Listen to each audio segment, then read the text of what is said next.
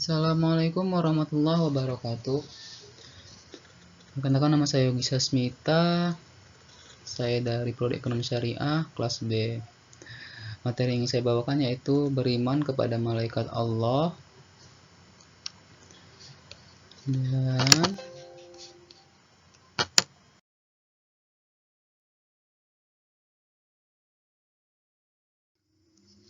baik pengertian malaikat secara etimologi. Kata malaikat merupakan bentuk jamak dari malak, masdar dari al-alukah, tahu misi atau pesan. Secara terminologi, malaikat adalah makhluk gaib yang diciptakan Allah dari cahaya dengan wujud dan sifat-sifat tertentu.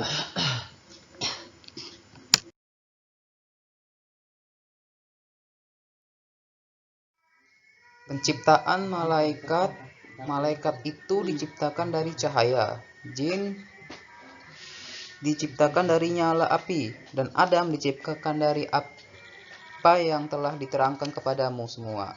Hadis riwayat Muslim.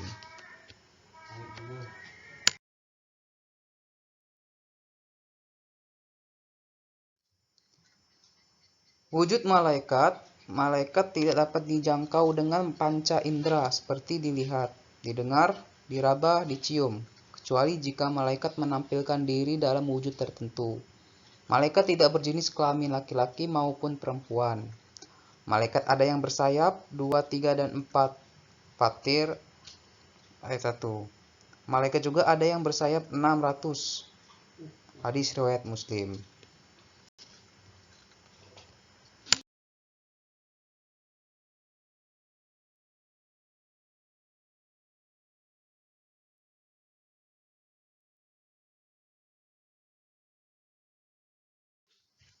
Yang kelima, sifat malaikat.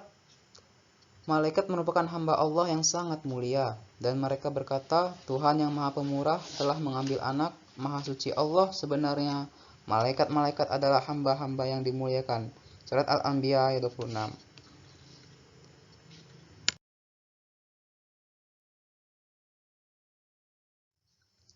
Dan yang keenam, malaikat selalu patuh terhadap Allah Subhanahu wa Ta'ala.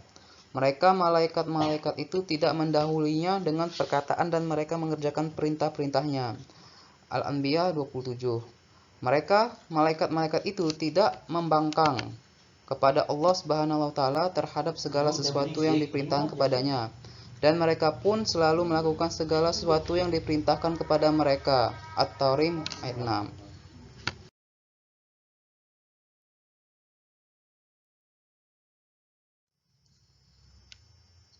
Dan ketujuh, nama dan tugas malaikat. Ada 1. Jibril menyampaikan wahyu. Katakanlah, barang siapa yang menjadikan musuh Jibril, maka Jibril itu telah menurunkan Al-Quran ke dalam hatimu dengan izin Allah. Al-Baqarah 97. 2. Mikail mengatur hal-hal yang berkaitan dengan alam seperti angin, hujan, menumbuhkan tumbuhan, dan lain-lain. Nama Mikail disebut di dalam Al-Quran. Barang siapa menjadi musuh Allah, malaikat-malaikatnya, rasul-rasulnya Jibril dan Mikail, maka sesungguhnya Allah musuh bagi orang-orang kafir. Al-Baqarah 98. 3. Malaikat Israfil meniup trompet pada hari kiamat, artinya, dan dialah yang menciptakan langit dan bumi dengan benar. Dan benarlah perkataannya di waktu dia mengatakan, jadilah, lalu terjadilah. Dan di tangannya lah segala kekuasaan di waktu sangkakala ditutup. Dia mengetahui yang gaib dan yang nampak, dan dialah yang maha bijaksana lagi maha mengetahui. Al-Anbiya 73. 4. Malaikat maut mencabut nyawa manusia dan makhluk hidup lainnya.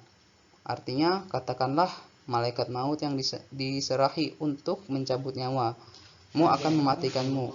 Kemudian hanya kepala Tuhanmu lah kamu akan dikembalikan. As-Sajdah 11. 5.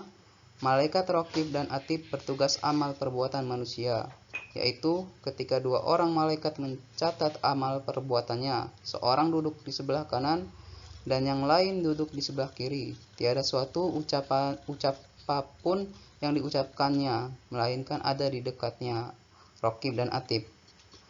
Al-Qaf 17-18. Udah itu, oke.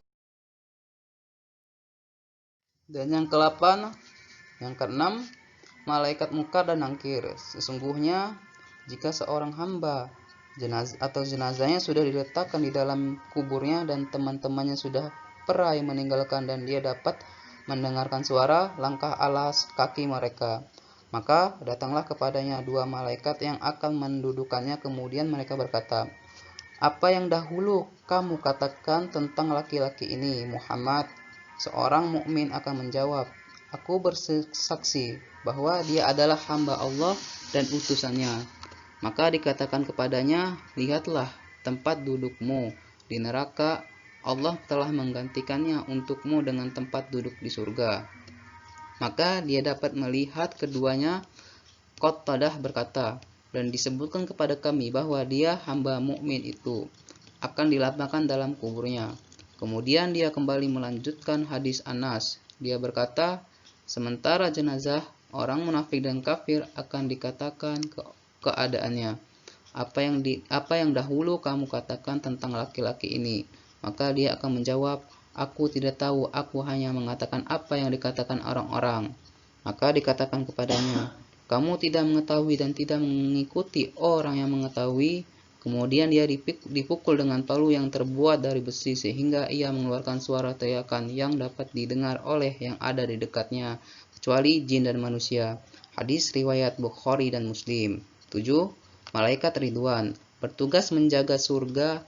Arti, dan orang-orang yang bertakwa kepada Tuhan dibawa ke dalam surga berombong-rombongan pula. Sehingga apabila mereka sampai ke surga itu sedang pintu-pintunya telah terbuka, dan berkatalah kepada mereka penjaga-penjaganya, kesejahteraan dilimpahkan atasmu, berbahagialah kamu, maka masukilah surga ini, sedang kamu kekal di dalamnya. Az-Zumar 3. Yang ke-8, malaikat Malik.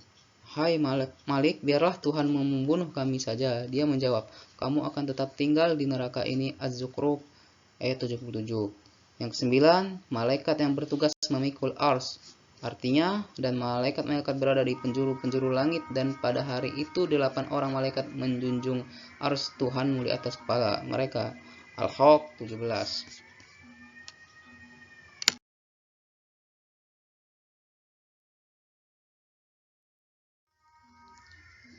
Dan yang terakhir, hikmah beriman kepada malaikat. 1. Lebih mengenal kebesaran dan keagungan Allah Subhanahu wa taala. 2. Lebih bersyukur kepada Allah Subhanahu wa taala.